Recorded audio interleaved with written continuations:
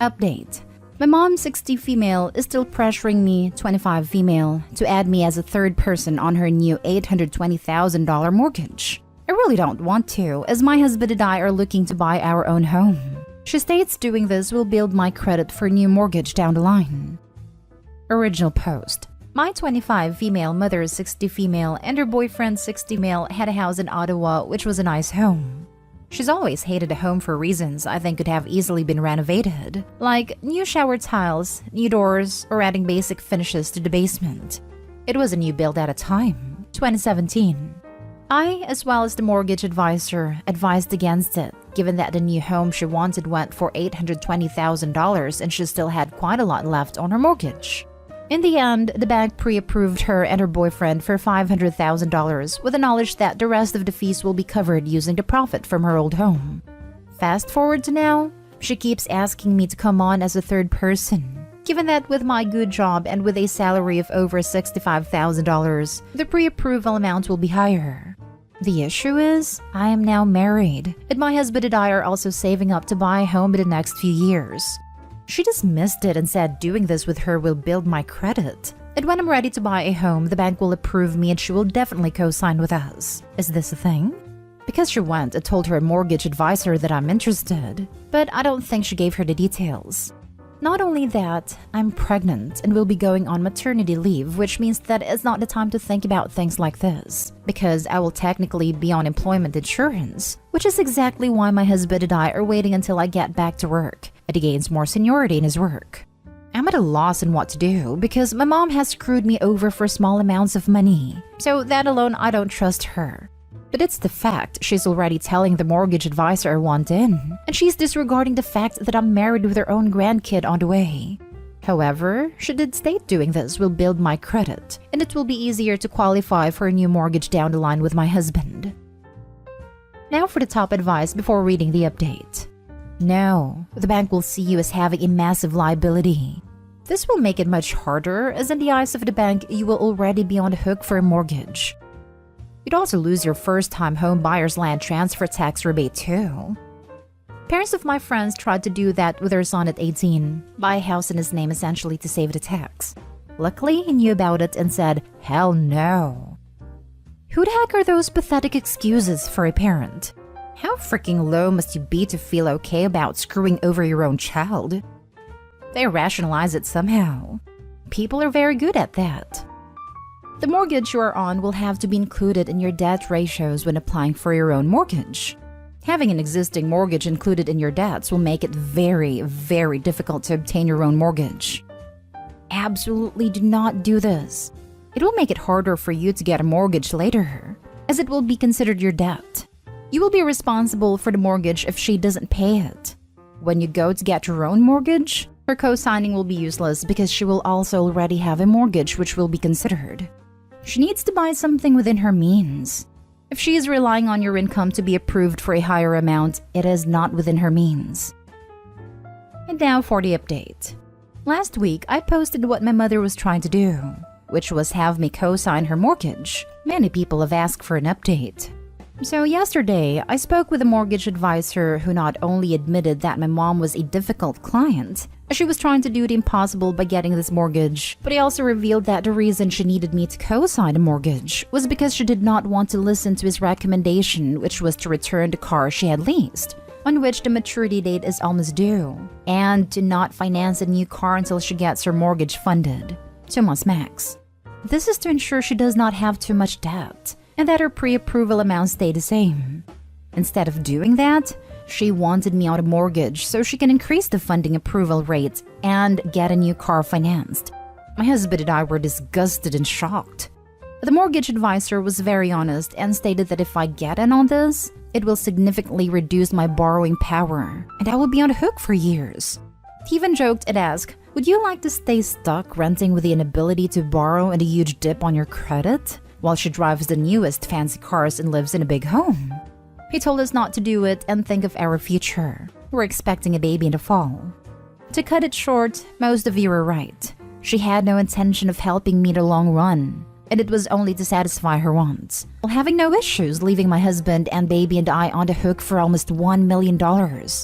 I have confronted my mom, who has yet to answer my texts, and my husband has suggested that we cut contact with her. I wanted to take the time to thank you all for your honest advice, and to the mortgage advisor who put reality before money. She states doing this will build my credit for a new mortgage down the line. Big lol. This is advice to give teenagers getting their first student credit cards. Absolutely. This would destroy Opie's credit. Opie would have no chance of getting a mortgage in a few years with $800,000 of debt to their name, and all those first-time home buyers' perks would be gone. But Opie's mom would get a new car. Opie, on a serious note, your mom should look out the buyout cost for her leased vehicle versus the resale value. The used car market is crazy right now, and most people can pay X dollars to buy out their lease, then drive the car over to the used car lot and sell it for X plus $5,000 or whatever. That's free money basically, so I highly recommend you look into it. I'm not sure which scenario is worse, that your mother believes this or that she thinks you're stupid enough to buy it. 1. You do not need a mortgage to build credit. Just a credit card that you never use. Paying down would suffice. 2. If you are added on a mortgage/title, you, plus husband if purchasing together, will lose your first-time home buyer credit. 3. Just say no. Refuse to sign any documents. Yes, the mortgage advisor spoke to me about a first-time home buyer plan and how I would lose it if I co-signed this. I knew about this and told my mom. She dismissed it and said who cares because my husband would qualify. True, but really? I recall this post and commend you for making this difficult, but not so difficult decision. As a mother-to-be, you've absolutely made a right choice for your family, and like what your own mother was doing for her child. My answer isn't financial, but is this a pattern of behavior for her? Has she always tried to harm you for her own benefit and tried to guilt trip or manipulate you or others to get what she wants? If so, your husband is onto something with the suggestion of cutting contact with her or at least severely limiting it. She will likely continue to harass, shame and guilt you, telling you how you robbed her of her house. You don't need that now with a baby on the way. When I was younger, 21, I got the opportunity to move to the UK after finishing school. It was all against her wishes as she wanted me to stay in Canada for no good reason. I was living with her and forced to pay $1,000 in rent, plus utilities for living in her unfinished basement. When I told her I wanted to save and asked her to reduce the rent or give me startup money, she blamed me for being bad with money. At the time, I only made about $1,600 a month. Nevertheless, I rebelled, saved my money, got a second job, got the visa, and moved to the UK, which is actually where I met my now husband. When I was there, I was thriving in my own way, a job, apartment, friends, etc. Then about a year later, she would send me WhatsApp messages telling me she's extremely sick and had issues with her nerve muscles which was preventing her to move. She would call me sad and crying. A few months later, I went back only to see she was perfectly healthy and has never been better. She would then ask for money, get me to stay with her, and it's all a blur. But I gave up the apartment, paid what was left of the rent, and ended up staying in Canada, stagnant and paying her $1,000 plus utilities to stay with her. The only good thing that came from this was that I met my husband. We're now here, and he seems to catch on much quicker to my mom's manipulative tactics. Last story is titled, Update. Am I the a-hole for being upset that my siblings are getting my part of an inheritance but I'm not because I'm a recovering addict? Original post. My parents are pretty wealthy. I'm 26, and from 21 to 25 I was in and out of rehabs. I was abusing so many different kinds of substances, and I wasted so much money. I owed it once and it destroyed my family to watch me go through that. I am intensely ashamed of who I was as a person, and I have been sober for almost a year. My parents are now approaching their late 60s and have started finalizing their wills and inheritance. Yesterday, they sat me down and told me that I will not be getting any of the inheritance, as they don't trust me not to relapse with all that money suddenly in my possession. And as a result, my siblings will be getting my share of the money. I was pretty upset about this, and I said that they were going to make my siblings rich, while I would get nothing from it, and that wasn't fair. I was almost yelling at this point. They told me to calm down, but I was too upset to listen, and I left. I called my brother and sister after I left and told them what my parents said, and they said that it was their choice and there wasn't anything they could do. I accused them of just wanting all the money for themselves and not caring about what happened to me. Today, I have my dad texting me that they are worried about me and disappointed in my behavior yesterday. I talked to my sponsor and he said that while anger is understandable, I have to do everything in my power not to ruin the trust I've built with my family over the past year, and acting like an a-hole addict won't help. Sometimes I still have trouble with my reactions to things now that I'm sober. However, I don't feel as though I'm entirely unjustified here. Am I the a-hole for getting upset? Now for the top comments before reading the update. You're the a-hole because you probably spent your share of the inheritance every time they tried to help you. Seriously? Add up every dollar they've spent on your addiction, or ask them to add it up, and then ask yourself if you deserve any more. Don't forget all the time and emotional labor that goes with all this. How many days off or vacations got sidelined? How many sleepless nights? Emotional/relationship damage caused by things said or done while OP was under the influence. OP, you took up way more than your fair share, and way more than the inheritance is even worth. That's a fair point. As a PS, if you stay sober, your parents will treat you more responsibly over time. 1 year's nothing in recovery. Maybe several years or more down the line, when you're living a respectable life and they see that their money will go into your house, education, or something else which you have built between now and then, they will reconsider. I think timing is a major factor here. It feels like forever. You're the a-hole. Your parents are concerned for your life. Also, your parents are only 60-ish, thus there is a good chance that they will be alive for at least 10 years. I believe USA life expectancy is north of 70. That leaves plenty of time to amend a will. You are only a year out of rehab, so your parents are just making plans for the way things are today. Edit. Just reread that as late 60s, but the point still remains. They have to plan based on today, not based on what could be 10 years from now. But the way things are now won't always be the case. First, congrats on nearly a year. That being said, you spent nearly 1/5 of your life in rehab. I wouldn't blame them for not trusting you yet, especially since I bet you were using before the rehab. I'm guessing your parents paid for that? Not to mention all the attention that had to be put on you. That could have gone to your siblings. Addicts are an Olympic-sized pool's drain on a family's mental health and finances. They worried about you, made sure you were getting help, paid for it, and you repay them by going ballistic about that they won't treat you as if you did nothing to them? Yeah, they did pay for it. And now for the update. My first post wasn't hugely popular, but I wanted to update anyways. After what happened with my parents, I won't lie, I relapsed. I had a weekend where I blacked out.